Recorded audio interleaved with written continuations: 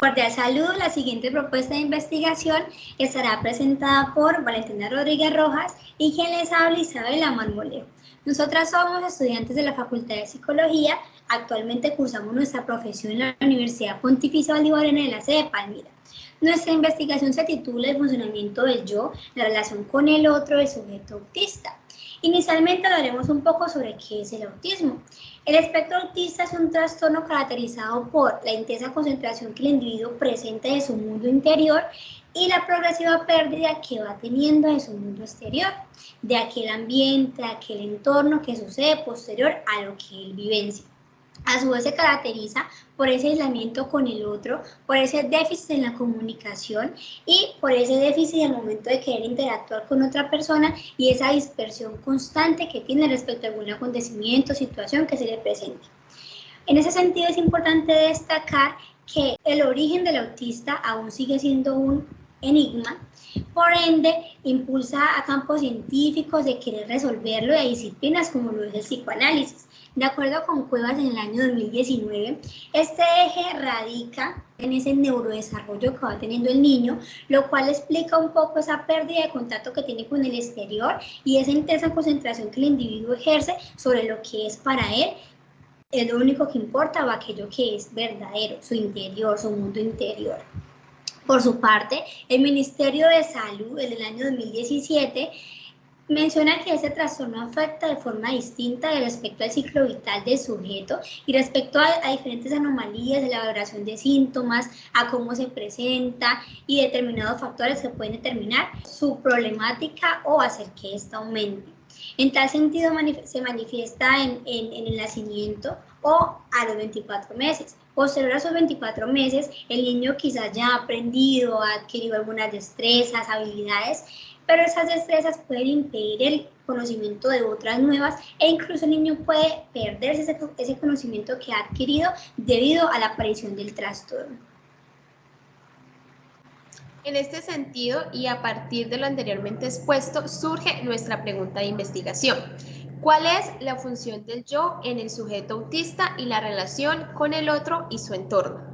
Asimismo, surgen nuestros objetivos, los cuales son: el objetivo general es comprender la función del yo en la relación con el otro y el entorno del sujeto autista. Los objetivos específicos son describir la formación del yo en el sujeto autista, reconocer las relaciones que el sujeto autista entabla con el otro, identificar la función del yo en la relación con el otro. Asimismo, la propuesta de investigación está basada en una metodología. Esta pretende alcanzar el objetivo por medio del abordaje de un estudio de caso único, empleando técnicas como entrevistas semiestructuradas, proceso de observación y la historia de vida del paciente o del sujeto. La propuesta se realizará por medio de un método inductivo bajo una perspectiva conceptual psicoanalítica a través de lo que es el análisis del discurso. Por consiguiente, es muy importante mencionar algunos aspectos muy relevantes a saber sobre este término. Entonces mencionaré autores como Canela, Ubaldi,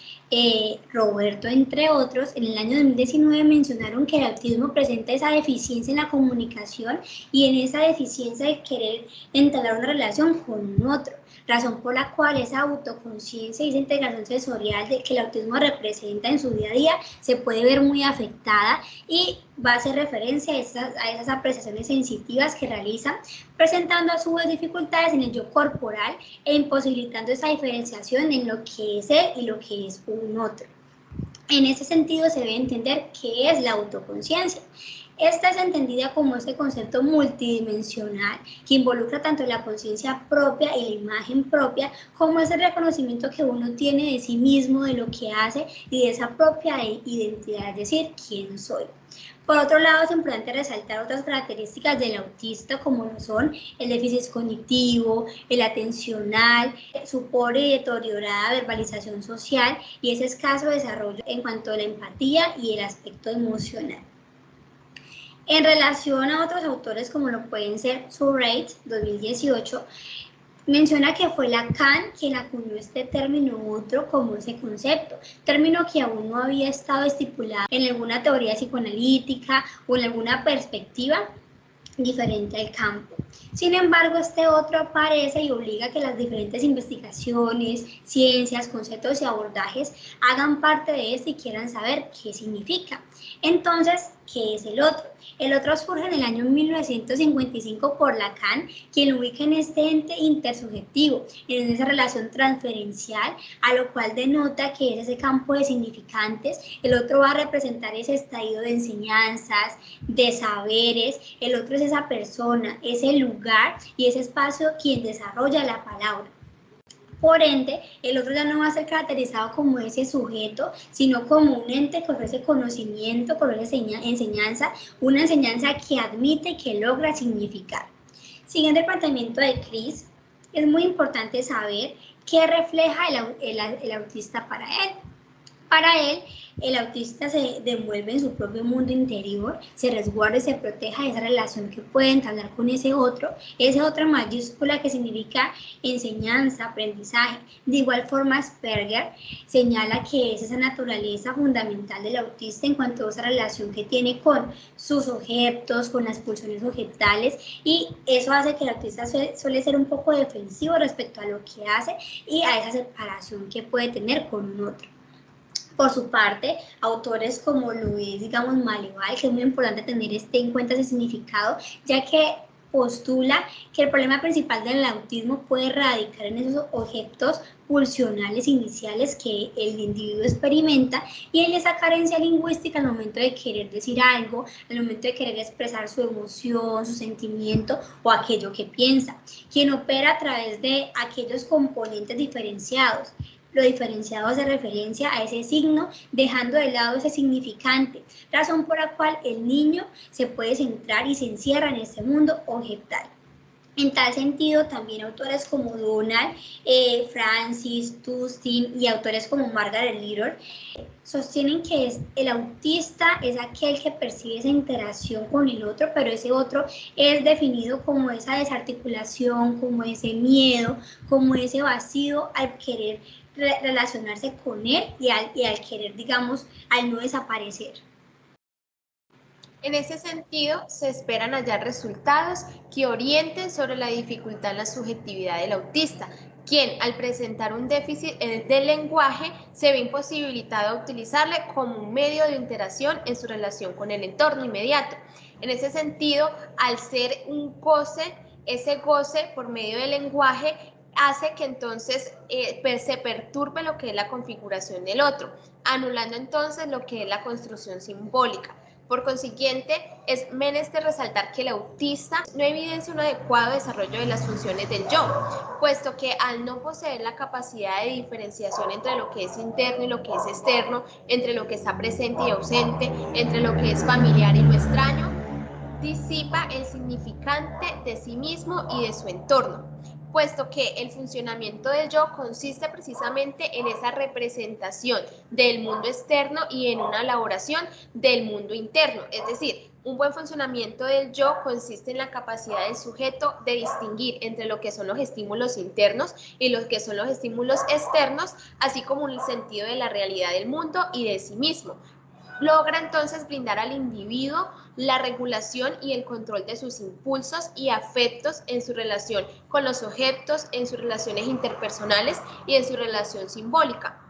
que inicia y se articula precisamente a medida que se desarrolla el lenguaje, de modo que el lenguaje, al ser una alteración marcada en dicho trastorno, desarticula todo el tema de las funciones del yo en el sujeto que la padece. En ese sentido también, como conclusiones,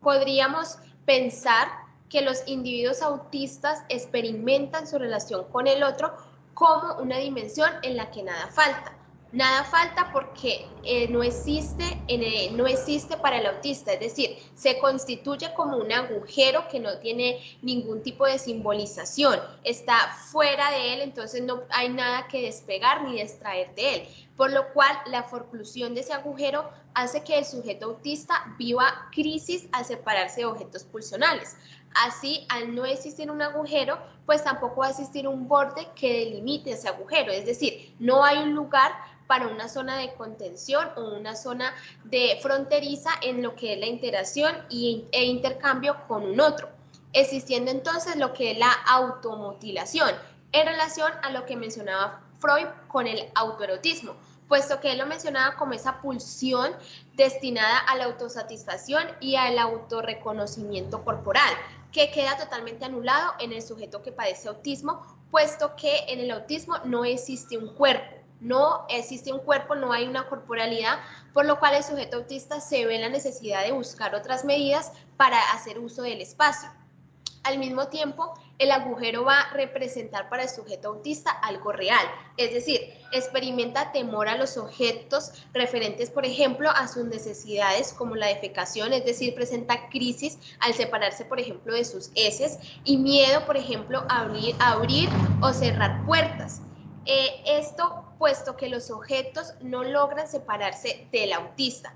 Por ende, su angustia y crisis al intento de separación y por ende, a la hora de expresar algo por medio del lenguaje, experimentan o sienten como si se arrancara abruptamente una parte de su cuerpo. De esta forma se podría decir que entonces en la relación del sujeto autista no hay otro a quien dirigirse, pues no existe para él, ya que tampoco existe y está presente lo que es la intencionalidad del lenguaje, siendo precisamente donde sucede una interacción del uno sin cuerpo en el sujeto autista y el otro queda como un agujero que imposibilita dicha relación. En esa línea entonces también cabe aclarar que el trabajo analítico con sujetos autistas contribuye significativamente en lo que es la estructuración de funciones para albergar el cuerpo hacia algo simbólico y que de esta forma el autista logre construir significantes que le permitan realizar una diferenciación del mismo en relación a su entorno, que al mismo tiempo le permitan tener un sentido de identidad y de integridad,